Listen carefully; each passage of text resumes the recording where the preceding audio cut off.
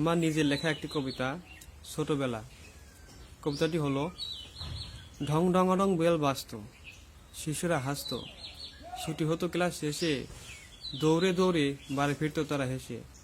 বাড়ি ফিরে এসে বইখানা রেখে পুকুরে দিত তারা ঝাঁপ। মা বলতো, বেশি সময় ধরে পুকুরে থাকলে জ্বর হবে বাপ।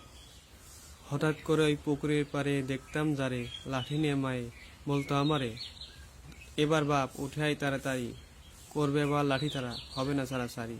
হচ্ছে কিন্তু বাড়াবাড়ি। ধৈর্য হারিয়ে মা চলে যায়, এবার আমি কি করি হায়। বাড়িতে গেলে মা বলে আমারে, বেশি সময় ধরে থেকো না পুকুরে, সেই যে কখন ভাত বেড়ে রেখেছি দুপুরে, অসুখ হবে বাপ, খেয়ে নিয়ে এবারে।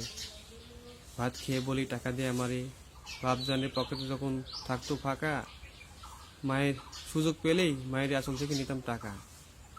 টাকা দিয়ে কিনতাম খাজা, লাগতো মজা। বিকাল গড়িয়ে সন্ধ্যা বেলা, তখনও আমার শেষ হয় নাই খেলা। মা বলে আমারে, শেষ যে বেলা বাদ দিয়ে খেলা, হাত পা ধুয়ে পড়তে বসো গিয়ে।